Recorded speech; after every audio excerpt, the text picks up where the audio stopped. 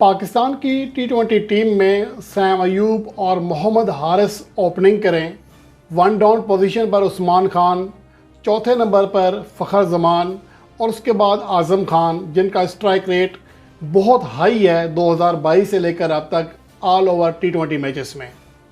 तो कैसा सिनारियो होगा, ये बहुत सारे लोग इसकी मंजरकशी कर रहे हैं कि पाकिस्तान को एक ऐसी टी20 फॉर्मेट के लिहाज से आइडियल बैटिंग लाइन चाहिए जो कि 200-250 रन बनाने की अहलियत रखती हो।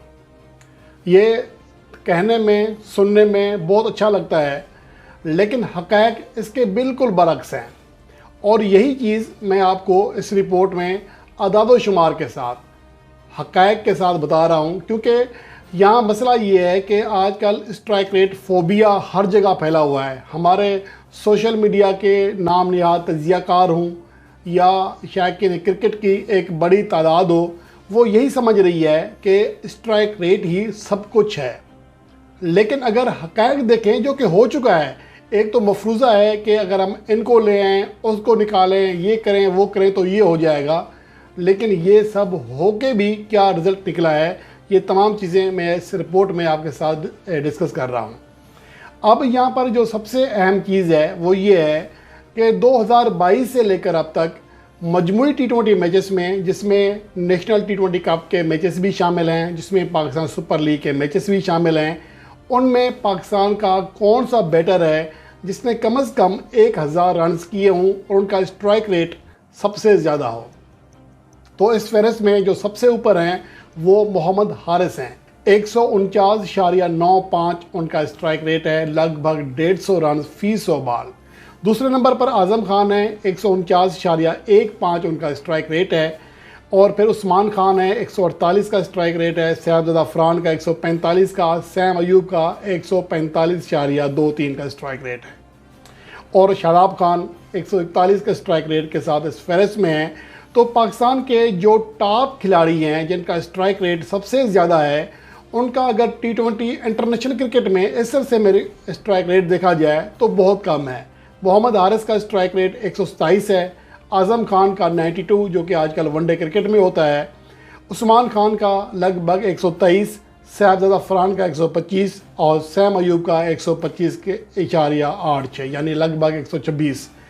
तो ये वो स्ट्राइक रेट है जो कि टी20 इंटरनेशनल क्रिकेट में बाबर आजम से और मोहम्मद रिजवान से भी कम है, जिसके बारे में हम बारहा कहते हैं, मैं तो नहीं कहता लेकिन बहुत सारे ऐसे लोग कहते हैं कि पाकिस्तान की क्रिकेट की असल मसाइल की जो जड़ है ये ओपनिंग जोड़ी है, क्योंकि इनका स्ट्राइक रेट कम है।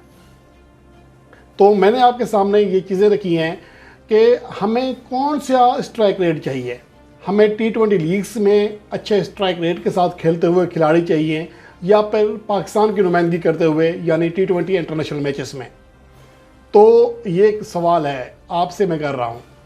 वैसे अमूमन ये कहा जा रहा है, ख़ास तौर पर सैम अयूब के हवाले से बाबर आजम ने भी यही कहा, चीफ सेलेक्टर ने भी ये कहा, चीफ सेलेक्टर तो खैर नहीं है, और ये कि अगर सैम अयूब एक अच्छी इनिंग्स खेल लें, यानी उन्हें एक अच्छी इनिंग्स दरकार है, उसके बाद वो वैसी ही परफॉर्मेंस देना शुरू करेंगे जैसा कि टी20 मैचेस में देते हैं, यानी पाकिस्तान सुपर लीग में।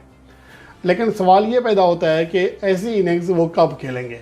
क्या हमें मज़ीद 1-1.5 साल इंतज़ार करना पड़ेगा ऐसी इनिंग्स का? तब तक पाकिस्तान टीम का शराजा बिखर जाएगा। जो हक़ाइक़ हैं, बजाय सैम अयूब की कारकर्दगी बेहतर होने के, उनकी कारकर्दगी टी20 इंटरनेशनल मैचेस में गिरावट का शिकार है, पहले से बुरी होती जा रही है। और सेम मोहम्मद हारिस के हवाले से है, टी20 वर्ल्ड कप 2022 में जो दूसरी इनिंग्स खेली थी अपने कैरियर की साउथ अफ्रीका के ख़िलाफ़, वो बहुत आउट क्लास थी। 254 के स्ट्राइक रेट से रन किए थे। उसके बाद अगले मैच में 172 के स्ट्राइक रेट से रन किए, लेकिन दोनों इनिंग्स साउथ अफ्रीका और बांग्लादेश के ख़िलाफ़ थी। उनका जो रन थे वो 30 के इर्द गिर्द थे, कोई बहुत बड़ी इनिंग्स नहीं थी, लेकिन उसका बहरहाल इम्पैक्ट था। अब यहाँ पर सवाल ये पैदा होता है कि उसके बाद मोहम्मद हारिस की कारकर्दगी कैसी रही है। ये मैं गुज़िश्ता रोज़ वीडियो में तफसील के साथ बता चुका हूँ। अब यहाँ पर सवाल ये पैदा होता है कि इन प्लेयर्स की अगर हम सिर्फ जो हमारे तजियाकार हैं सिर्फ स्ट्राइक रेट को अहमियत देते हैं, तो फिर आप उस प्लेयर को ले आएँ जिसका स्ट्राइक रेट ना सिर्फ मजमूई टी20 मैचेस में बल्कि पाकिस्तान के लिए खेलते हुए सबसे हाई है।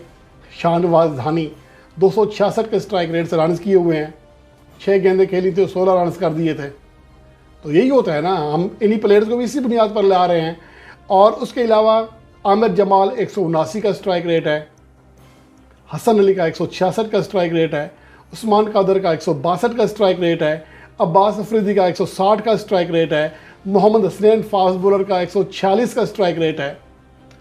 तो उनका स्ट्राइक रेट इसलिए ज़्यादा है कि ये टेल एंडर होते हैं, इन्हें पता होता है हमारे पास 1 से 2 गेंदें हैं, जो रन्स कर सकते हैं वो कर लें।